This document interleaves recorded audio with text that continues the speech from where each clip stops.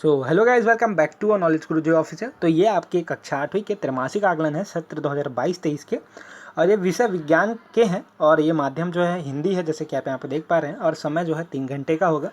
तो यहाँ पे हम सारे क्वेश्चन आपको डिस्कस करेंगे और बताएंगे कि क्या आंसर्स होंगे उसके। और बता दें, सारे सब्जेक्ट के जो हैं क्वेश्चन आंसर्स आपको सारे क्लास के यहाँ पे आएंगे। तो चैनल में आप नए हो तो चैनल सब्सक्राइब कर लो, और कोई भी दिक्कत हो तो आप हमारा जो है यहाँ पर कमेंट बॉक्स का सेक्शन होगा, वहाँ पे आप कमेंट करके बता सकते हो।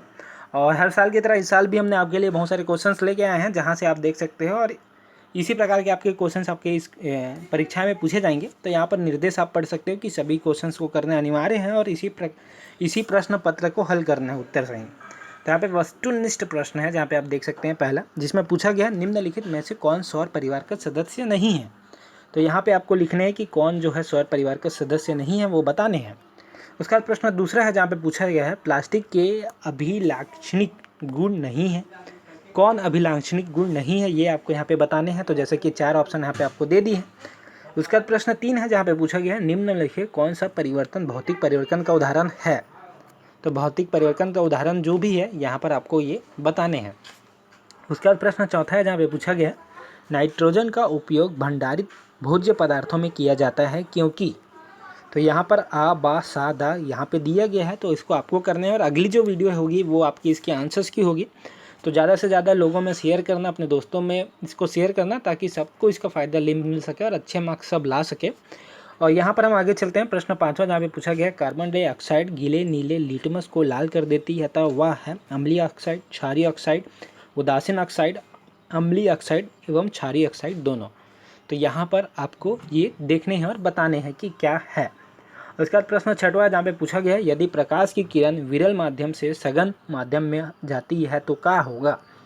तो यहाँ पे आपको देखना है कि क्या होगा अगर इधर से उधर जाती है, कौन से माध्यम से, विरल माध्यम से सघन माध्यम में जाती है तो क्या होगा, ये आपको यहाँ पे देखने हैं।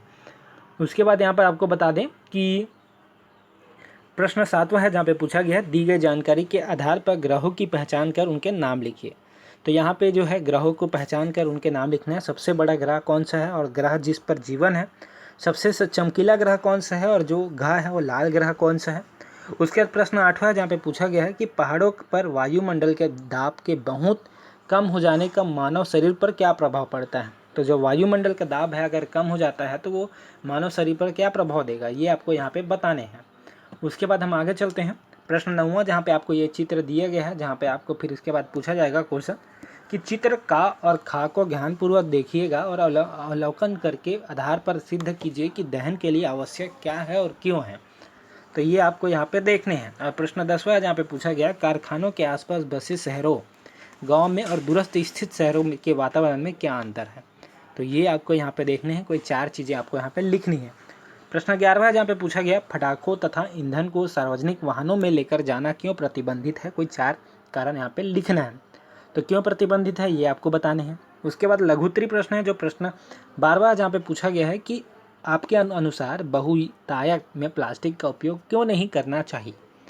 तो क्यों नहीं करना चाहिए यार, आपको यहाँ पे लिखने हैं। आते हैं तो ठीक, नहीं आते हैं तो कमेंट करके बताइएगा, बिंदास से सारे आंसर्स आपको मिलेंगे। उसके बाद बा है प्लास्टिक के स्थान पर ऐसे कौन से वस्तु का इस्तेमाल कर सकते हैं जिससे पर्यावरण प्रदूषण को रोका जा सके। तो यहाँ पे आपको देखना है कि आप कौन सी चीज़ों का जो है यूज़ कर सकते हो जिससे पर्यावरण को रोका जा सके। उसके बाद प्रश्न 13वां है, जहाँ पर पूछा गया है किसी स्वस्थ व्यक्ति को सर्दी जुकाम से पीड़ित व्यक्ति का रुमाल क्यों नहीं यूज़ करना चाहिए और को नहीं उपयोग करना चाहिए। तो आप यहाँ पर समझ रहे हैं कि क्यों उपयोग नहीं करना चाहिए, तो ये लिखिएगा जरूर से। उसके बाद बा है फ्रिज में रखे फल, दूध, सब्जियां, अंडे, मांस इत्यादि अधिक समय तक खराब क्यों नहीं होते हैं। तो ये आपको यहाँ पर लिखने हैं। उसके बाद प्रश्न 14 है, जहाँ पे पूछा गया मानव नेत्रता नामांकित चित्र बनाना है। तो यहाँ पे मानव जो आदमी का आँख होता है उसका आपको फोटो यहाँ पे बनाना है, चित्र यहाँ पे बनाने हैं। उसके बाद चलते हैं आगे, जहाँ पे पूछा गया दीर्घ उत्तरी प्रश्न, जहाँ पे आप पूछा गया लोहे की कील, पाइप आदि वस्तु में जंग लग जाती है क्यों। लोहे की वस्तु को जंग से बचाने के लिए क्या क्या उपाय करेंगे। तो यहाँ पर क्या क्या उपाय करेंगे आप यहाँ पे लिख सकते हो यार, बता सकते हो। तो उसके बाद हम आगे बढ़ते हैं, जहाँ पे पूछा गया बा निम्नलिखित पदार्थों को उनके चमक, आधार, वर्धा, भंगुरता, उष्मा चालकता इत्यादि गुणों के आधार पर सारणी बनाकर वर्गीकृत कीजिए। तो यहाँ पर आपको वर्गीकृत करना है सारणी बना के, लोहा, तांबा, कोयला, ग्रेफाइट, गंधक जैसा भी है। उसके बाद है अथवा निम्नलिखित पदार्थों को उनके गुणों के आधार पर धातु एवं अधातु में वर्गीकरण का उपयोग कीजिए, लिखिए। तो यहाँ पर आप देख सकते हो पदार्थों के नाम, धातु व धातु उपयोग। पहला पदार्थ है लोहा, दूसरा है सोना एवं चांदी, उसके बाद है तांबा, फिर लकड़ी का टुकड़ा, फिर एल्यूमिनियम, उसके बाद ग्रेफाइट, फिर कोयला, फिर मैग्नीशियम। तो ये आप यहाँ पे देख पा रहे हैं। उसके बाद है गंधक और जिंक। उसके बाद प्रश्न 16 है जहाँ पे पूछा गया है पादप कोशिका का नामांकित चित्र बनाइए। तो यहाँ पे जो पादप कोशिका है उसके नामांकित चित्र आपको बना लेनी है। उसके बाद यहाँ पर दिया गया है दैनिक जीवन में उपयोग होने वाली निम्न सब्जियों में उपस्थित लवक के प्रकार को लिखिए, जैसे मूली, हरी मिर्च, पका पपीता, टमाटर और मटर। तो ये आपको यहाँ पे देखने हैं, लिखने हैं। उसके बाद है अथवा में जंतु कोशिका का नामांकित चित्र बनाइए तथा कोशिका के विभिन्न कोशिकाओं के कार्य को लिखिए। तो यहाँ पर आपको लिखने हैं। और उसके बाद प्रश्न 17 है जहाँ पे आपको पूछा गया सीमा के जब ग्लूकोज मुंह में डाला तब जीभ से उसे ठंडा ठंडा लगा, ऐसा क्यों हुआ, क्या कारण है। जैसे आप ग्लूकोज डालते हो जीभ में तो आपको ठंडा लगता है, इसका क्या रीज़न है आपको यहाँ पे लिखने हैं। और यहाँ पर निम्नलिखित रासायनिक अभिक्रियाओं का शब्द समीकरण लिखिए। तो यहाँ पर पहला है NaOH प्लस HCl जो आपको NaCl बना रहा है और H2O बना रहा है। उसके बाद Zn है प्लस 2HCl है जो बना रहा है ZnCl2 प्लस X2। तो इस प्रकार जो है क्वेश्चन आंसर आपके खत्म होते हैं। होप करता हूँ जो वीडियो पसंद आई होगी तो चैनल सब्सक्राइब करके बेल आइकन प्रेस करना। तो वीडियो में सिर्फ इतना ही।